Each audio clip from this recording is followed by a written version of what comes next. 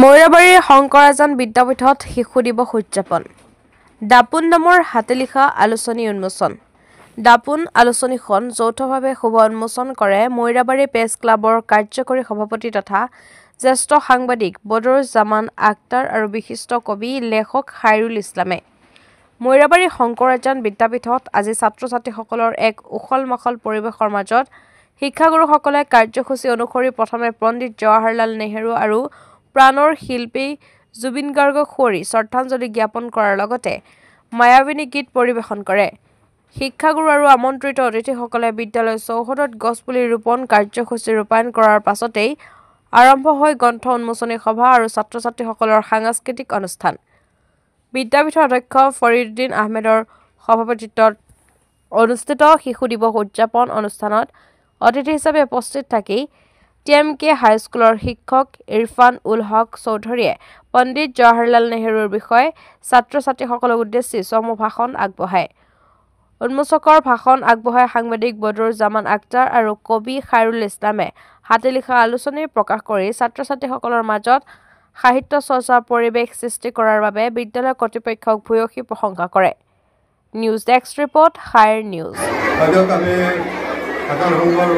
বিদ্যাপীঠৰ পৰা প্ৰত্যেক বছৰে শিশু দিৱসত ছাত্ৰ ছাত্ৰীৰ দ্বাৰা এইখিনি হাতে লিখা আলোচনী উলিওৱাৰ প্ৰয়াস কৰি আহিছোঁ আৰু এই বছৰো আমি এই শিশু দিৱসত হাতে লিখা আলোচনীখন উলিওৱা হৈছে। তাৰ কাৰণে অতি আনন্দিত আৰু ছাত্ৰ ছাত্ৰী আৰু সম্পাদক মণ্ডলী আৰু সদস্যবৃন্দ সকলোৱে যিসকলে এই মেগাজিনখন এই হাতে লিখা আলোচনীখন উলিয়াবলৈ সক্ষম হৈছে সকলোৱে মোৰ ধন্যবাদ জ্ঞাপন কৰিছোঁ। আমি আমাৰ এই বিদ্যালয়ৰ পৰা যি দাপোন হাতে লিখা আলোচনীখন আমি উলিয়াইছোঁ, এইখিনি ক্ষেত্ৰত আমি নথৈ আনন্দিত আৰু আমাৰ ছাত্ৰ ছাত্ৰীসকলক সুপ্ত প্ৰতিভা আগলৈ উলিয়াই অনা, তেওঁলোকক সমাজত প্ৰতিষ্ঠিত কৰে আমাৰ এই আলোচনীখনৰ মূল লক্ষ্য।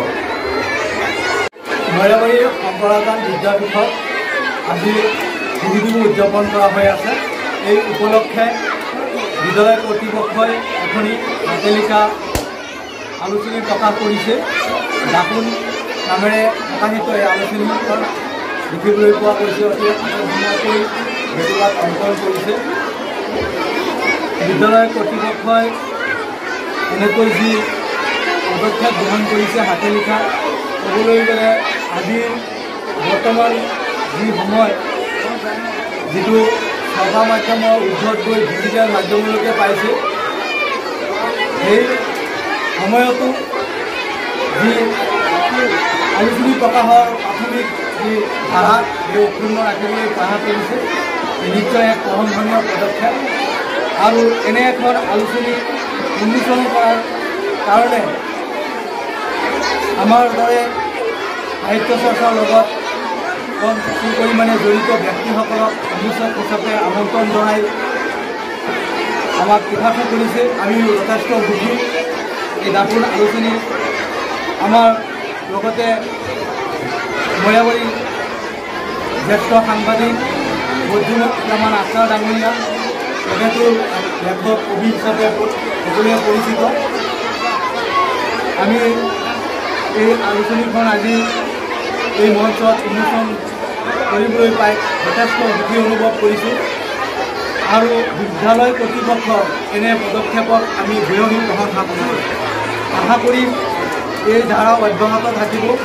ছাত্ৰ ছাত্ৰীসকলে এই হাতে লিখা আলোচনীৰ মাধ্যমেদি তেওঁলোকৰ প্ৰতিভা বিকাশ কৰিব পাৰিব আৰু এনেকৈয়ে তেওঁলোকে সাহিত্য চৰ্চাত আগবাঢ়ি যাব বুলি আমি আশা কৰিছোঁ।